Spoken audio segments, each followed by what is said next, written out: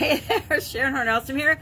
Let's talk about 14 ways to kick the habit and supersize your business. Our idiom today, our expression for supersize your business is to kick a habit. Well, kick a habit, they're not exactly sure about the accuracy of the origin of this particular idiom, but they know it became really popular in the first half of the 1900s.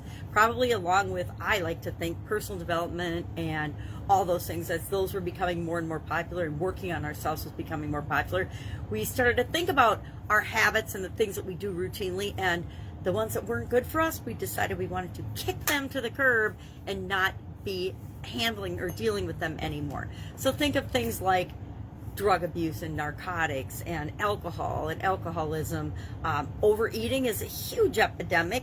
I'm guilty of myself in the United States and in the world these days. Not all of the world, but the United States for sure. We've definitely got an obesity issue.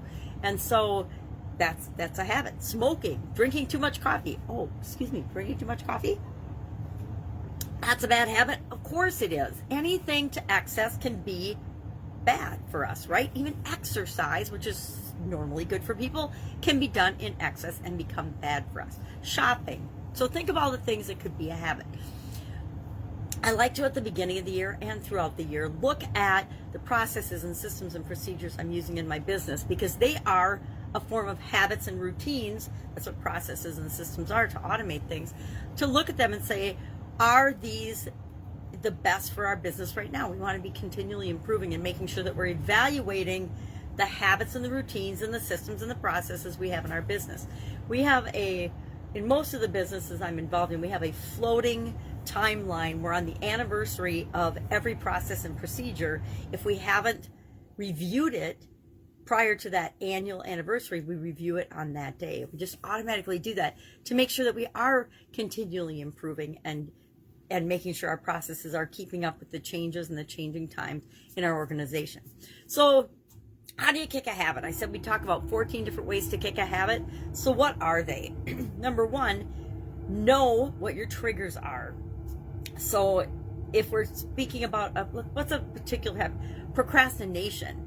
Always being late. I'm thinking of business-related habits that can be bad, that we might want to kick. Overreacting, not being who you are in your business, putting on masks and veils and acting like you think you should act instead of who you really are and what's really important to you. So those are all types of habits. So what would cause us to engage in these habits or routines or rituals? Number one, triggers, things that trigger us, things that trigger memories or experiences from the past that cause us to behave in a certain way automatically. Ask yourself why. We just talked about on the BU 365-day challenge today, the exercise called 7 Whys. If you've never heard of that, hit me up in the comments below and I will share that with you, because it is one of the most powerful exercises. Learned it in January of 2020 and have used it dozens and dozens of times since then. So ask why. Why am I doing this behavior in response to this trigger maybe? Number 3, enlist a friend. Ask a friend, enlist them in your help. Now, if you're having a problem with alcohol, you're not going to ask your drinking buddy to help you with the alcohol problem, probably. Number 4, be mindful. Think about and actually think and use your conscious mind to consider what's going on and to consider the behavior. Consider what your current behavior is and what you want your behavior to be. Number 5, swap out habits. And whenever I want to change a habit, say I want to get up earlier in the morning so that I'm not late, I have to do a couple of things to make that happen. Maybe I'm hitting snooze too many times on my alarm clock. I have to change that habit by replacing it with a better habit. So maybe and this is one I've actually had to do in my life, I move my clock across the room so that I have to get out of bed in order to go turn it off. When I was in college, I had the most annoying alarm clock my parents had gotten me in Japan. And it was a wind-up clock, so you had to think about it every day. But I would set it all the way across the room, so I had to get up and go turn it off before it woke my roommate up, because she would get a little cranky. So swap habits. Think of ways to make it easy for you to do the thing you want to do and hard to do the thing you don't want to do. Prepare for slip-ups, number 6, I think. Because chances are, whenever we're changing a habit, we're going to slip a little. We're going to drink that 8th cup of coffee. Oh, it's actually my first cup of coffee today, and I've had 2 sips of it. But I do sometimes drink too much coffee. So we want to prepare for slip-ups. And what happens if we slip up? I say, forgive yourself, forget it, move on, which leads to our next tip. Don't ignore progress. If you've gone 5 days or even 24 hours on your change behavior and you have a little slip up or a little mistake, you eat that chocolate cake, whatever it is for you, don't beat yourself up. Just start right over again. Take action to start over again. So make sure that you are not letting all of your progress go because of one little slip up. So those kind of go together to me. Start small. I am not a start small person, but for most people, it works if you start small. If you say, and I learned this from one of my coaches last year, and I've never used this, but supposedly it works on people that are changing habits, is set a goal or an objective that you're just going to do something for 2 days. So say you have a New Year's resolution, you're going to work out 5 days a week or every day for 30 days. And that for most people, they'll never make it, right? The vast majority of the people, 90% of the people will never exercise 30 days in a row. They just won't. I used to be that person. So instead of setting a big goal, and I'm a believer in big goals and then breaking them down, but instead of setting that giant goal, just say, I'm going to do this for 2 days. I'm going to work out for 2 days. And then after 2 days, if you did it and you liked it, recommit and say, I'm going to work out for the next 2 days. Because any of us can do anything for 2 days, right? So I'm going to be on time for work every day. Well, that's not a good one, but for a lot of people it is. I'm going to be on time or early. I'm going to be, instead of on time, I'm going to change my definition of on time. And if I'm 15 minutes early or 5 minutes early, then I'm on time. If I'm not 5 minutes early, then I'm late. I can rechange my definition of things. But start small, and for the majority of people, if you start with a little change, you know, at first say, I'm going to be on time, and then I'm going to be 5 minutes early, then I'm going to be 10 minutes early, whatever works for you.